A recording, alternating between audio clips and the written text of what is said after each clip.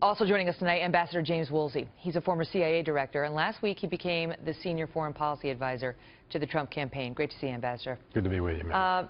So, you know, maybe all that stuff that Austin just said is right, but right now, one of the things people like about Trump's policies are he talks tough about immigration and not letting in immigrants from terror-ridden areas without more screening. That would not have necessarily prevented this family from being here. And that's true. This fellow, I think, came to the United States when he was 7 years old. A New Jersey guy. But whether it's from a culture in another country that even when transplanted into the United States still fosters some terrorist individuals, Yep. or whether it's people who slip through the immigration net even though they have a dark background and so forth.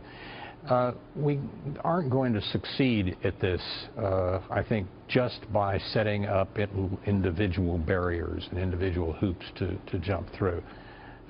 We've got to have a systematic approach, and the best model I can think of, and some of what they did is relevant to this situation, is the operations of Giuliani and Kelly in New York with the broken windows approach of trying to keep things from getting out of hand, right. Even beginning to get out of hand. You nip it in the bud as soon as you see something. Exactly. And there are some reports that ISIS is having difficulty recruiting Westerners who live here in America to help them out. But they're not that inclined, even though they may be disaffected with some of our cultural norms.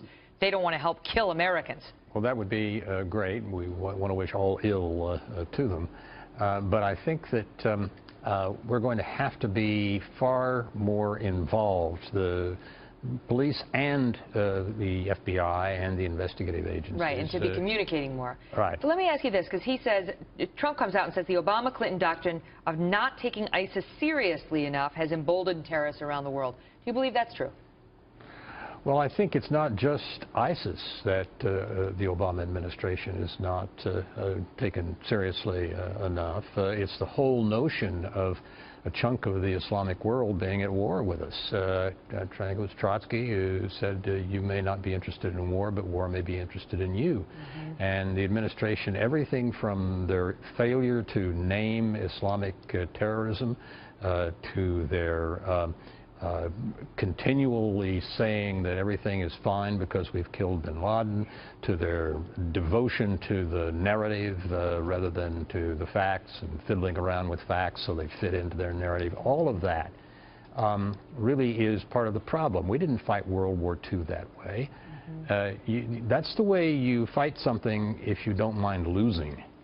And the Obama administration... It's interesting you should mention that term narrative, because just today, Josh Earnest, the White House spokesperson, said that we're in a narrative fight with ISIS. And lo and behold, that was your own term to describe their policy tonight. What do you wad up pieces of paper with the narrative on them and throw them at the terrorists?